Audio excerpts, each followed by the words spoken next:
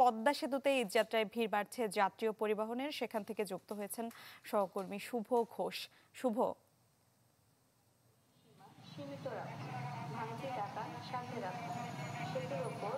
মিলা, আসলে ঈদের আগে শেষ কর্মদিবস শেষে উপচে পড়া মানুষের ঢল নেমেছে এখন মুন্সিগঞ্জের মাওয়া প্রান্তের পদ্মা সেতু টোল প্লাজা এলাকাতে। আমরা সকাল থেকেই দেখছি যে ভোরের পর থেকেই কিন্তু যানবাহনের চাপ এখানে বৃদ্ধি পেতে শুরু করে। এখন এই মুহূর্তে কিন্তু পদ্মা সেতুর মাওয়া প্রান্ত এলাকাতে শত শত যানবাহন অপেক্ষায় আছে আসলে পদ্মা পাড়ি দেওয়ার, এবং এর মধ্যে উল্লেখযোগ্য হারে কিন্তু দু চাকার বাহন মোটরসাইকেলের সংখ্যাই সবচাইতে বেশি। তবে আজকে যে চিত্র দেখা গেছে, অন্যান্য বার পরিবারের যে সদস্যদের সাথে নিয়ে বা ছোট ছোট শিশুদের, পরিবারের বৃদ্ধদের সাথে নিয়ে যে আসলে গ্রামে ফেরা, সেইটি চাইতে একটু ব্যতিক্রম। এই বছর যারা বাড়ি ফিরছেন, আমরা এখানে যাদের উপস্থিতি দেখছি এর মধ্যে উল্লেখযোগ্য হারেই হচ্ছে পুরুষ। আমরা তাদের সাথে কথা বলেছি, তারা বলছে যে যানজট কিংবা অন্যান্য কারণের আসলে ভোগান্তি এড়াতে তারা পরিবারের সদস্যদের অনেক আগেই বাড়িতে পাঠিয়ে দিয়েছেন। এখন ঈদের আগে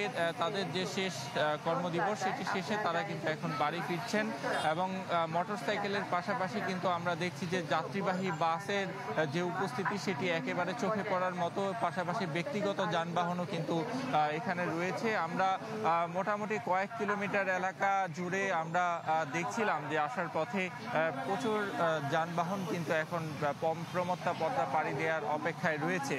তবে সেতু কর্তৃপক্ষ যেটি বলছে যে 60টি টোল বুথে কিন্তু প্রতি 3 সেকেন্ডে এক একটি যানবাহনের টোল তারা আদায় করছে, যাতে নির্বিঘ্নে আসলে মানুষ যাতায়াত করতে পারে।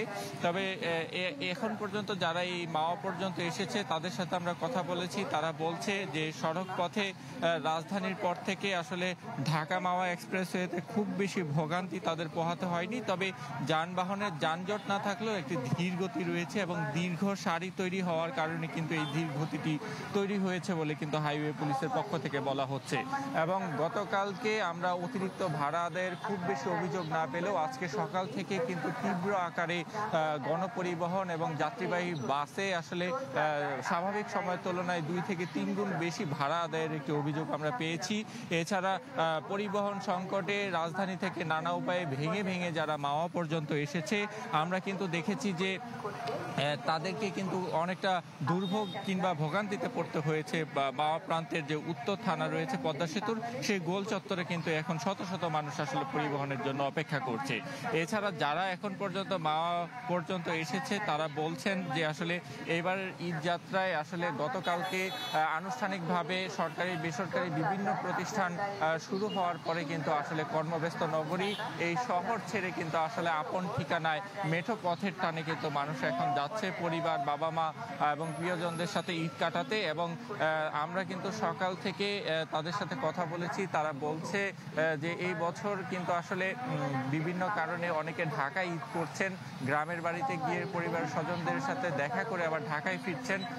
সবকিছু মিলিয়ে এখন এবারের ঈদ যাত্রায় গত কয়েকদিনে এবং আজকেই কিন্তু সবচাইতে বেশি আসলে মানুষের উপস্থিতি আমরা দেখতে পাচ্ছি, এবং বিশেষ করে সহজলভ্যতার কারণে কিংবা টিকিট না পাওয়ার কারণে কিন্তু মোটর সাইকেলে করে আসলে মানুষের গ্রামে ফেরার যে চিত্র দেখছি সেটি কিন্তু বৃদ্ধি পাচ্ছে। এবং আশা করা হচ্ছে বেলা যত বাড়বে এই মানুষের চাপ আরো তত বেশি বাড়বে বলে কিন্তু আসলে বলা হচ্ছে।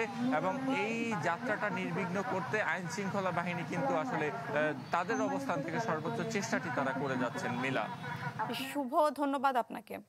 দর্শক, পদ্মা সেতু থেকে ঈদ যাত্রার খবর জানাচ্ছিলেন সহকর্মী শুভ ঘোষ। সানবিট সব দিবে সামাল। সানবিট ম্যাজিক প্রেস ডিশওয়াশিং এর মাথা ঘোরানো সলিউশন।